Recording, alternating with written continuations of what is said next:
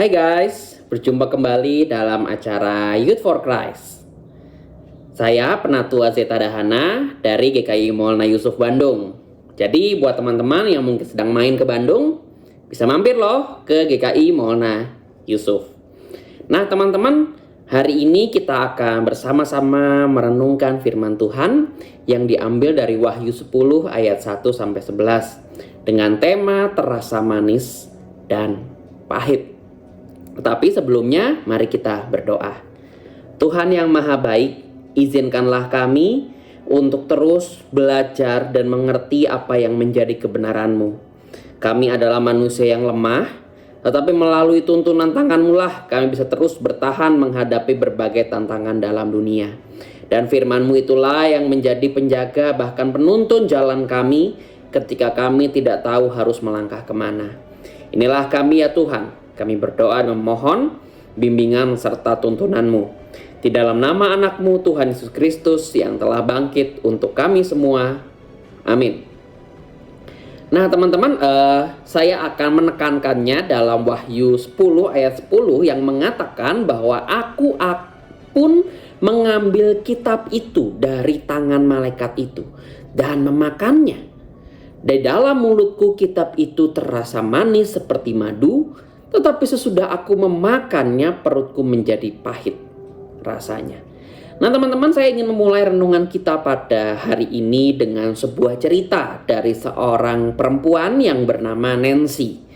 Jadi dikatakan Nancy ini sangat gembira karena ia baru saja berhasil mendapatkan pekerjaan yang sesuai dengan impiannya, yaitu menjadi seorang desainer grafis di sebuah perusahaan yang cukup ternama. Mungkin dari antara teman-teman juga ada yang bekerja sebagai desainer grafis.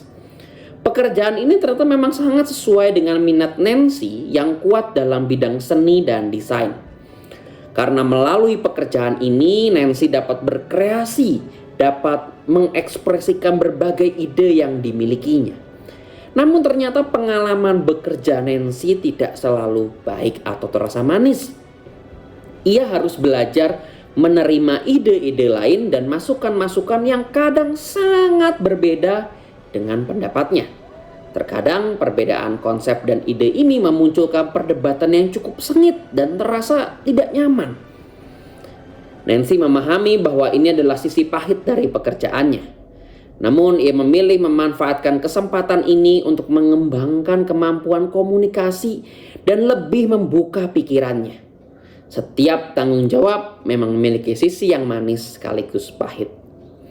Teman-teman yang dikasihi Tuhan, dalam bacaan kita Yohanes mendengar suara yang memerintahkannya untuk mengambil dan memakan kitab yang terbuka. Suara itu memperingatkan bahwa kitab tersebut akan terasa manis seperti madu tetapi pahit di perut. Kemudian Yohanes menerima perintah untuk bernubuat, menyatakan perkataan Tuhan kepada semua orang. Di sini mungkin bukan berarti makan kitab beneran ya teman-teman ya, bukan pakai sambal makannya gitu, enggak. Tetapi di sini Tuhan hendak menyampaikan bahwa menyampaikan firman Tuhan adalah tugas yang mulia. Terasa manis karena menyatakan kebenaran demi terwujudnya damai sejahtera. Namun tugas ini juga bisa menimbulkan penderitaan yang diungkapkan dalam rasa pahit. Sebab upaya mewujudkan kebenaran dan damai sejahtera menuntut perubahan dan pengorbanan baik dari pemberita maupun pendengar firman Tuhan. Nah, teman-teman yang dikasihi Tuhan, firman Tuhan pada hari ini mengajarkan kita tentang kasih, kebenaran, dan damai sejahtera. Perwujudan semua itu membutuhkan upaya dalam kehidupan sehari-hari.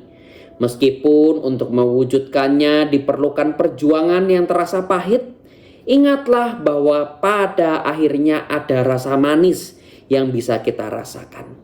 Percayalah bahwa di dalam kehidupan kita memberitakan firman Tuhan, melakukan perbuatan baik, itu memang ada pahit. Tetapi Tuhan juga yang akan memberikan imbalan. Tuhan yang akan memberikan rasa manis, bahkan memberikan berkat kepada kita semua. Maka ajakan bagi kita semua untuk senantiasa memberitakan firman Tuhan, Bukan di sini artinya menjadikan selalu orang itu dari jadi Kristen ya teman-teman ya. Atau yang memberitakan firman melalui kata dan perbuatan kita. Sehingga semakin banyak orang tahu siapa Tuhan yang kita sembah. Mungkin ada orang yang gak suka. Mungkin ada orang yang menganggap bahwa kita sok suci atau terlalu munafik gitu ya. Dikatakan, kamu terlalu suci gitu ya. Tetapi teman-teman, justru kita semua sebagai umatnya dipanggil untuk senantiasa memberitakan kebenarannya. Karena tahu Tuhanlah yang akan menolong, bahkan memberkati kita ke depannya. Mari kita berdoa. Tuhan yang maha baik, tolong kami untuk senantiasa bisa memberitakan firman-Mu. Kami tahu Tuhan, memberitakan firman-Mu bukan sesuatu yang mudah, tetapi kami percaya Allah lah yang bekerja, bahkan memberikan kesenangan dan kesukaan pada akhirnya. Kami berdoa Tuhan untuk kami sehari-hari, kiranya Engkau yang selalu pimpin kami, jaga kami, dan berikanlah kami hati yang riang gembira setiap harinya. Inilah kami ya Tuhan, kami berdoa dan memohon hanya dalam nama anak-Mu Tuhan Yesus Kristus. Amin. Demikian teman-teman renungan kita pada hari ini. Jangan lupa ya untuk subscribe, untuk like, lalu kemudian bagikan kepada teman-teman yang lain. Kiranya Tuhan yang memberkati kita semua.